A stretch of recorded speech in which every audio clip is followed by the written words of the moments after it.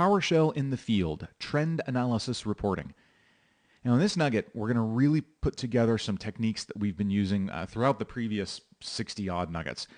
I'm going to show you how to take a tool that you've already built, something that collects data.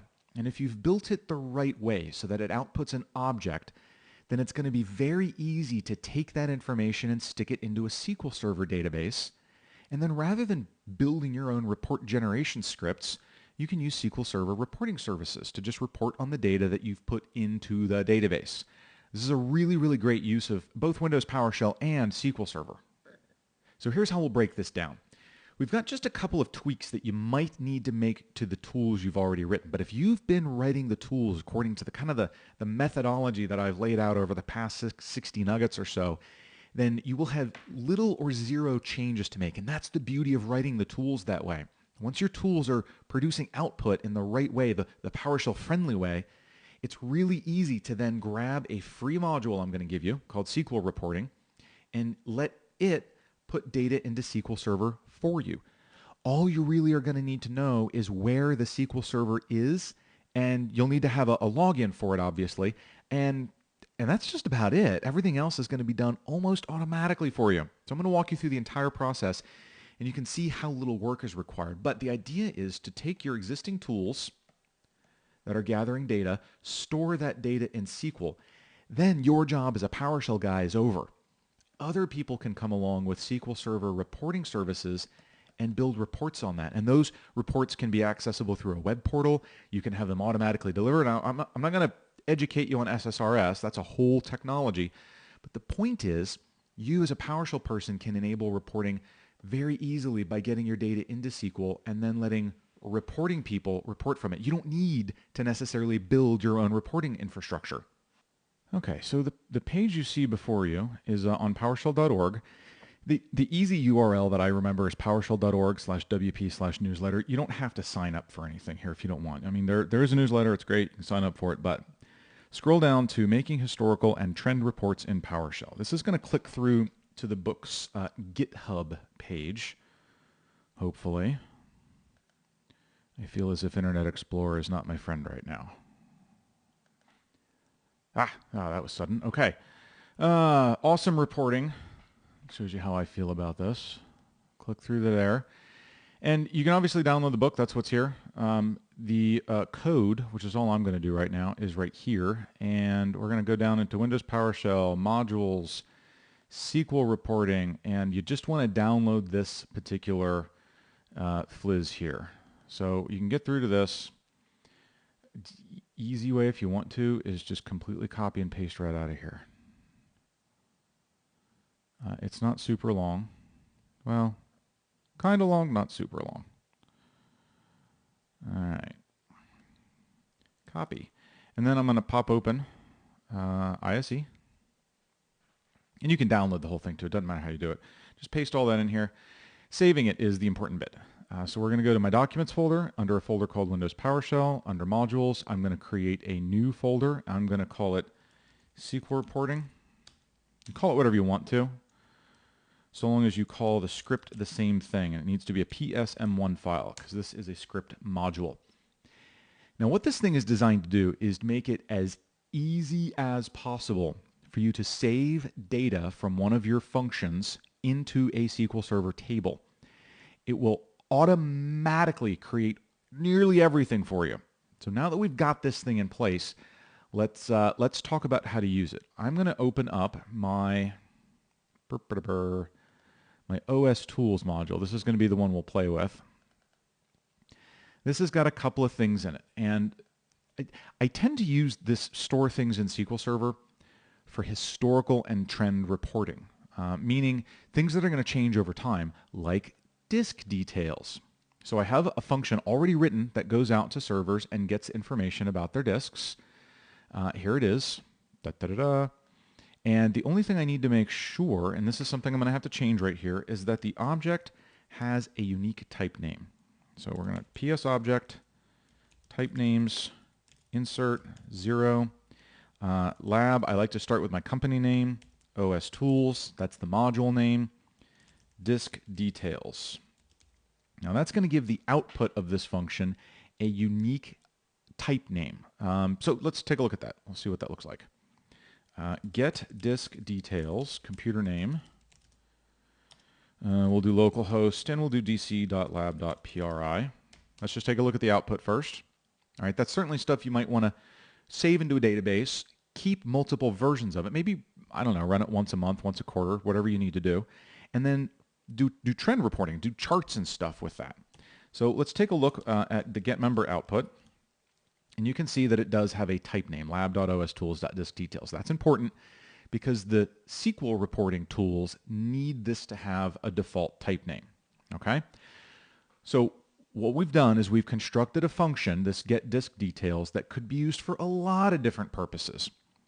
By using this SQL reporting module, I'm going to be able to save this information right to a SQL Server database with very little extra effort, meaning it's as low effort as I can possibly make it. So rather than sticking this in a CSV or an Excel spreadsheet, which is going to be a little bit harder to build nice reports off of, we can stick this into SQL Server with very little extra effort, and we get a lot of much cooler reporting capabilities.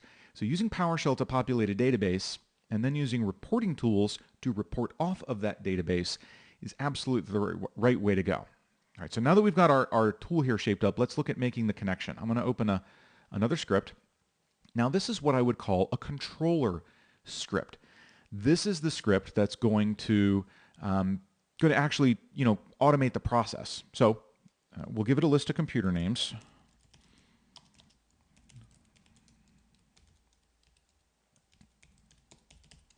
Now you might query computer names out of Active Directory. It doesn't matter where you get the computer names. The point is you're going to pipe those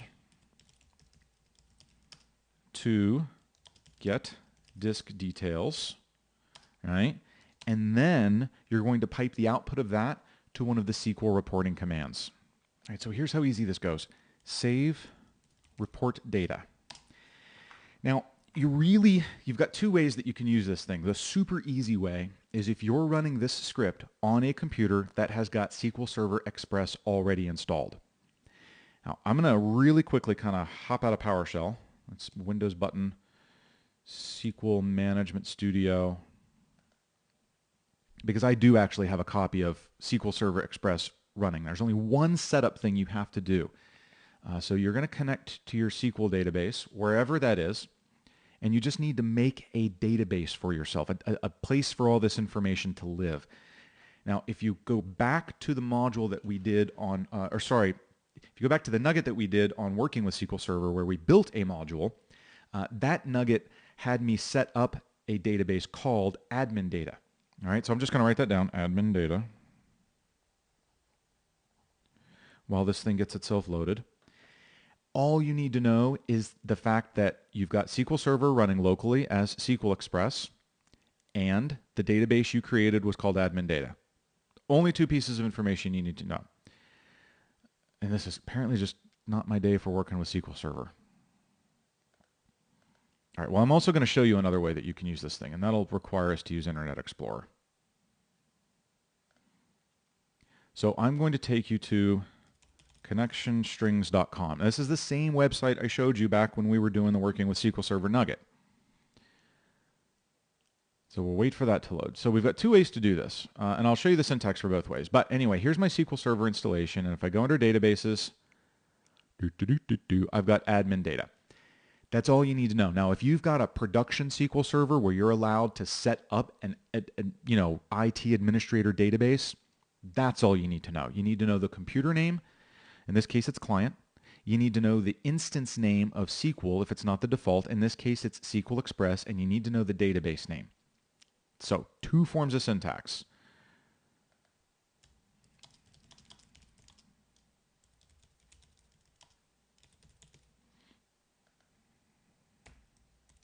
Local Express database name is admin data. Dude, that's it. That's the only info. This is how this is. I'm taking my computer names. I'm going to retrieve their disk information, and I'm going to ask this function, which is in the SQL reporting module that I just downloaded. I'm going to ask it to save the data in my local Express database named admin data. That's it.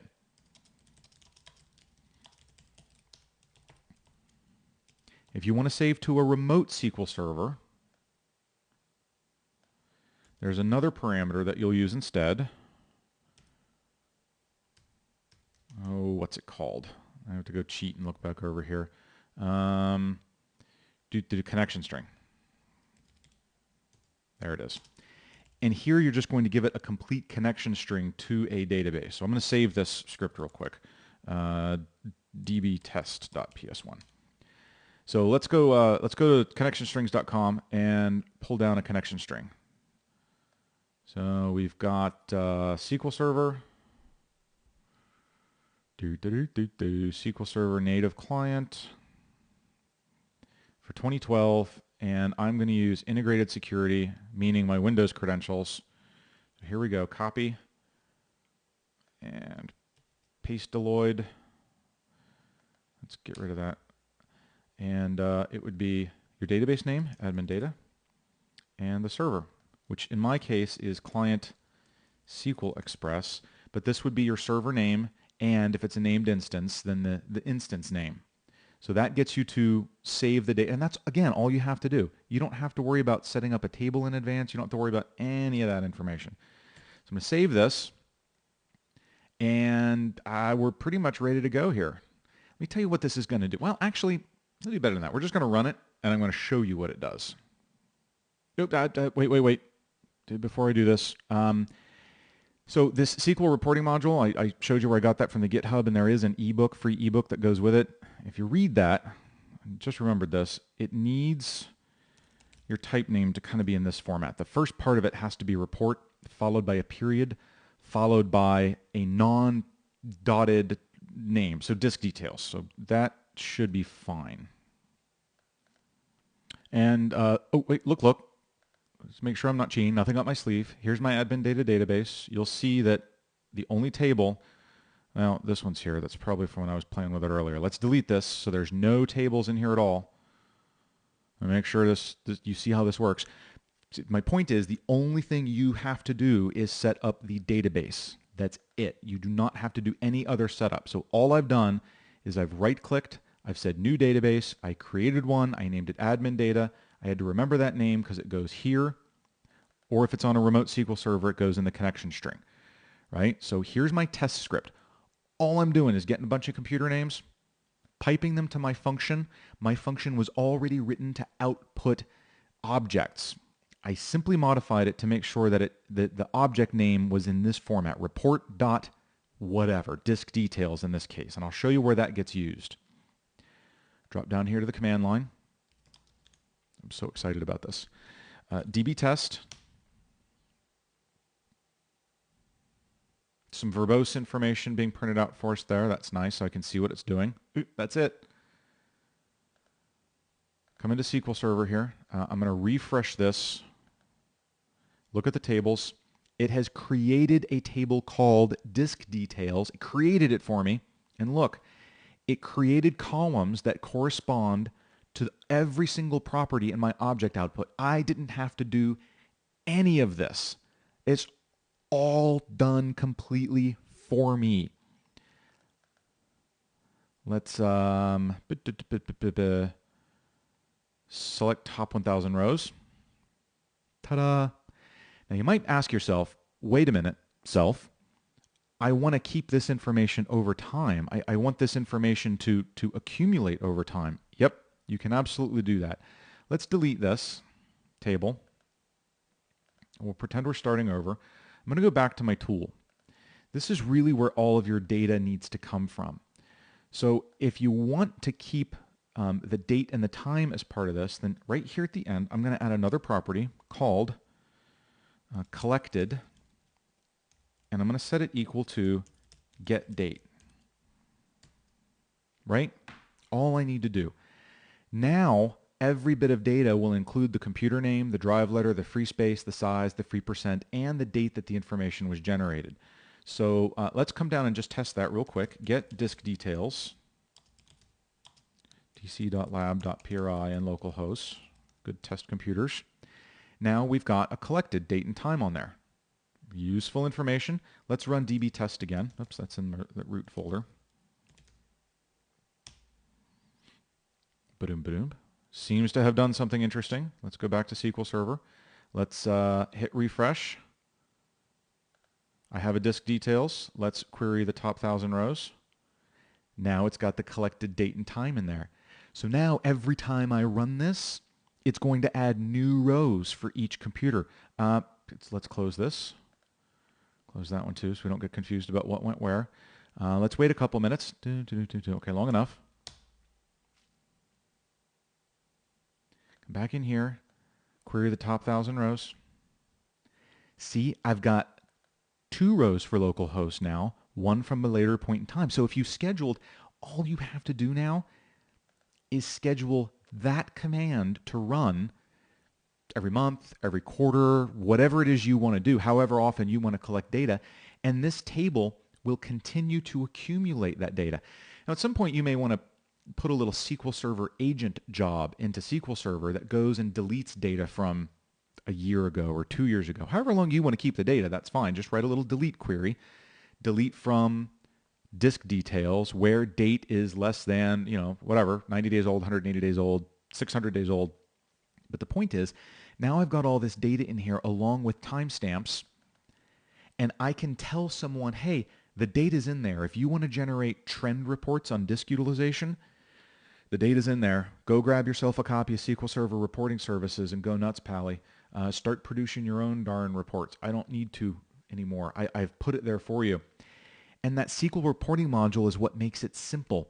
Any function that you've created that outputs data, that gathers data and outputs an object, if you just give it the right type name, so it has a type name that starts with report dot something, and if you want, put a collected date and time in there so you can create a chronological trend line, then that SQL reporting module will create the table, it'll create the columns, there'll be the right data type, it'll insert the data. You don't have to worry about it. It's as easy as it can possibly be.